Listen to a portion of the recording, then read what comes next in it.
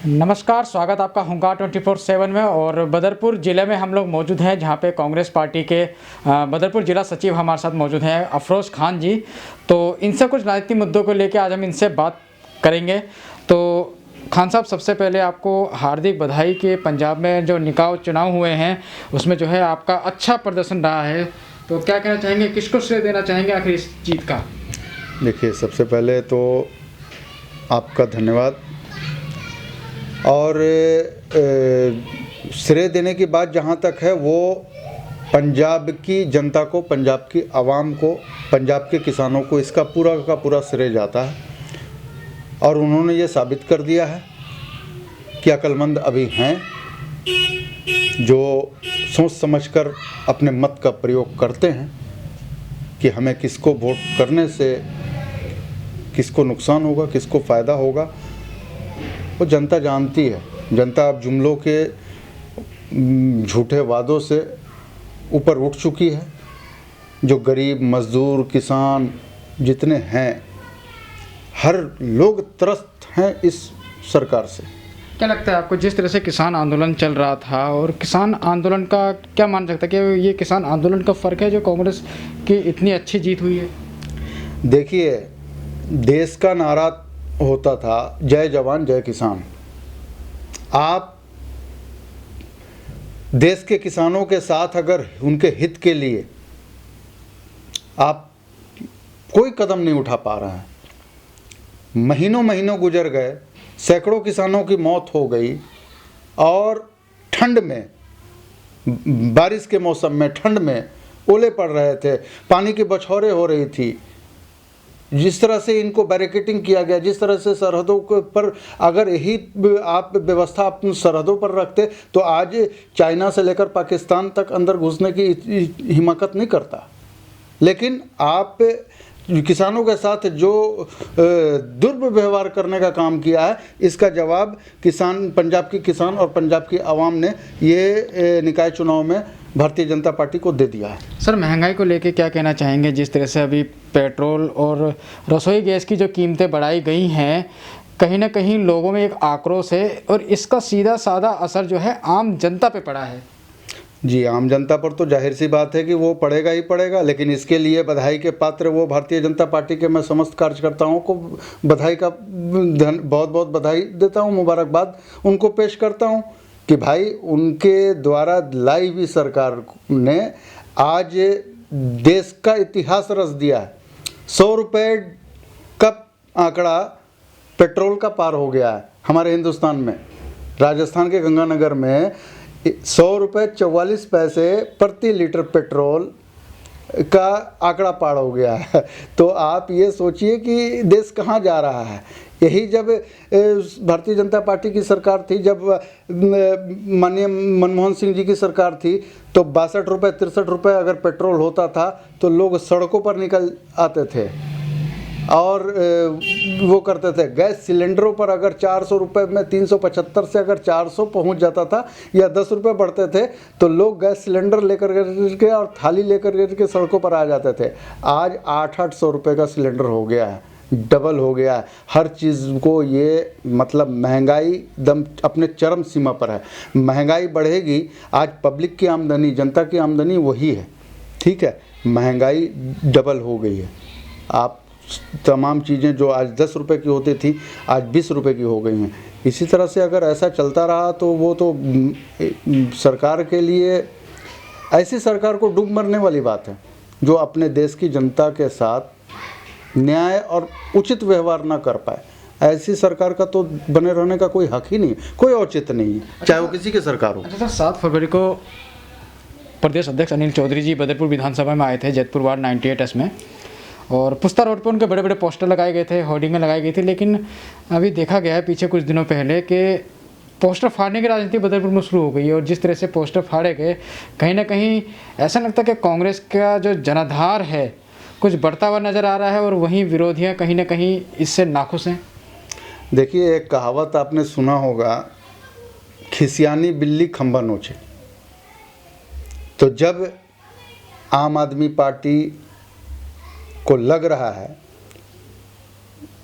और भारतीय जनता पार्टी दोनों कि अब इस बदरपुर विधानसभा के अंतर्गत सिर्फ जैतपुर ही नहीं, पूरे बदरपुर जिला और विधानसभा में कि अगर खासकर बदरपुर विधानसभा की बात करें तो इस पूरा बदरपुर विधानसभा में कांग्रेस अपने पूरे मजबूती के साथ, पूरे दमखम के साथ प्रत्येक वार्ड में डटी हुई है और लोगों के हित के लिए काम निरंतरण कर रही है। तो इससे वो बौखला गए हैं, एक्चुअल सच्चाई यही है। अब वो पोस्टर किसने फाड़े और क्या, ये तो पता करने और जांच की और समझने की बात है, लेकिन ये विरोधियों की ही चाल है। सर ये भी हो सकता है किसी की शरारत हो। चलिए, अगर आप कह रहे हैं तो हो सकता है, लेकिन क्या आपको अगर लग रहा है कि ये शरारत तो कोई एक आध पोस्टर अगर गलती से फट जाते हैं तो शरारत कुछ समझ में आता है, लेकिन जानबूझ करके हमारे नेता जो भी थे शीर्ष नेतृत्व का पोस्टर का कटिंग वो बाकायदा वो कटा हुआ दिख रहा है, तो शरारत और जानबूझ करके किया में तो फर्क तो होता ही है। तो सर समझ रहा, जैसे कि अब दिल्ली में उपचुनाव, और इस चीज़ का एक बात और बता दूं कि इससे कोई कांग्रेस के कार्यकर्ताओं का कोई मनोबल उससे नीचे नहीं हुआ है, बल्कि उसमें और ऊर्जा एक भर गई है कि वो जान गए हैं कि हाँ, अभी मैंने एक पोस्ट किया था टाइगर अभी जिंदा है, तो टाइगर वाकई जिंदा है, वो दिख जाएगा आपको आने वाले निकाय चुनाव में। अच्छा सर, जिस तरह अपने निकाय, जैसे कि अब ये उपचुनाव चल रहे दिल्ली के अंदर और 5 सीटों पर उपचुनाव होने हैं, तो इसमें आम आदमी पार्टी बीजेपी तो चुनाव प्रचार में लगी हुई है, लेकिन कांग्रेस की क्या भूमिका रहने वाली है इन चुनाव में अनिल चौधरी जी के नेतृत्व में? देखिए, हमारे प्रदेश अध्यक्ष माननीय अनिल चौधरी कुमार जी के नेतृत्व में हम 5 निकाय चुनाव लड़ रहे हैं और जीतने की कगार पर हैं पूरी मजबूती के साथ।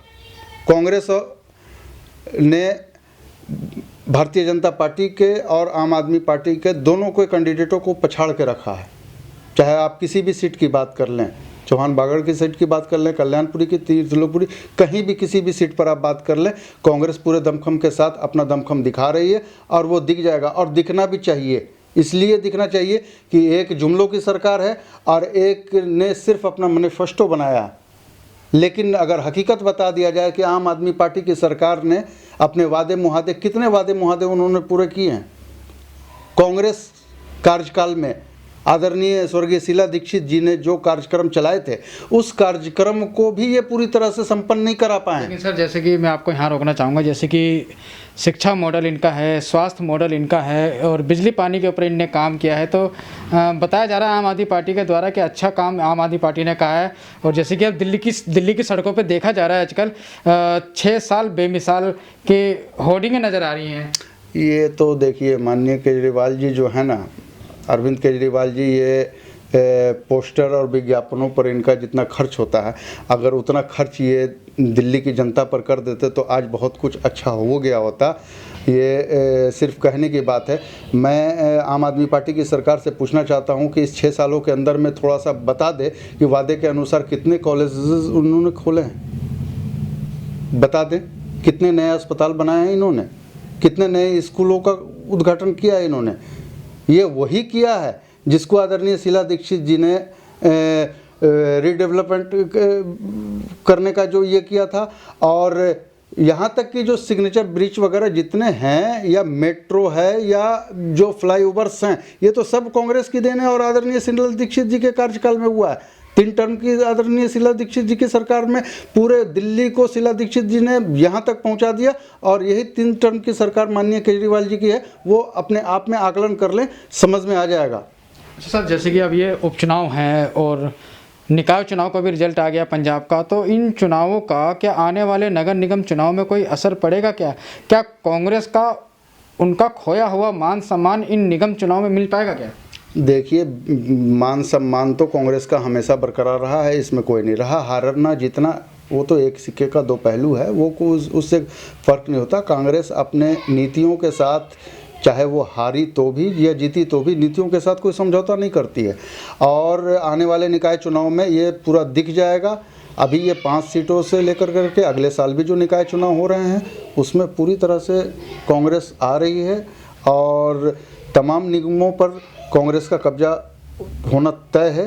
ये सिर्फ एक जुमलों की और एक झूठों की सरकार से वो पब्लिक जान गई है और उनको जवाब, इनका करारा जवाब उनको मिलेगा आने वाले टाइम में। और बंगाल चुनाव भी है, उससे भी उनको सबक मिलेगा आने वाले टाइम में। भारतीय जनता पार्टी बंगाल चुनाव को लेकर करके सोना बंगाल बनाने की तैयारी में है। पहले बाकी के जो राज्य आपने जीत रखे हैं, पहले उसको तो कुछ सोना, हीरा और चांदी बना लें। तो अफरोज़ खान जी हमारे साथ मौजूद है, जो कि जिला सचिव हैं बदरपुर जिला के। तो जिस तरह से कांग्रेस का प्रदर्शन पंजाब में अच्छा रहा है, और अफरोज़ जी का भी ऐसा मानना है कि जो दिल्ली में उपचुनाव होने वाले हैं, इसमें भी जो है कांग्रेस पार्टी अच्छा प्रदर्शन करेगी और ज़्यादा से ज़्यादा 5 सीटों में 5 सीट जो हैं उनमें से ज़्यादा सीट जीत कर लाने वाली है। तो उभरती हुई कांग्रेस नज़र आ रही है और इसका असर आने वाले नगर निगम चुनाव में देखना बहुत अहम होगा। क्या कांग्रेस आने वाले समय में एमसीडी के अंदर अपनी सरकार बना पाएगी, जिसमें भारतीय जनता पार्टी करीब 15-20 साल से बैठी हुई है। वहीं आम आदमी पार्टी भी एक बहुत बड़ी चुनौती है और अब देखना ये बहुत अहम होगा कि इन त्रिकोणीय जो ये मुकाबला है, इसमें आखिर जीत किसकी होती है। क्या कांग्रेस एमसीडी में आएगी या बीजेपी फिर से अपनी जो है एमसीडी में सरकार बनाएगी, या फिर आम आदमी पार्टी जिस तरह से 2015 में सत्ता में उन्होंने 5 साल का अपना कार्यकाल बनाया, उसके बाद 2020 में भी अपने कार्यकाल को आगे बढ़ाया और दोबारा उन्होंने वापसी की। और क्या इन एमसीडी चुनाव में आम आदमी पार्टी अपना परचम लहरा पाएगी, वो जानना बहुत अहम होगा। तब तक आप जुड़े रहिए और देखते रहिए हुंकार 24/7। नमस्कार।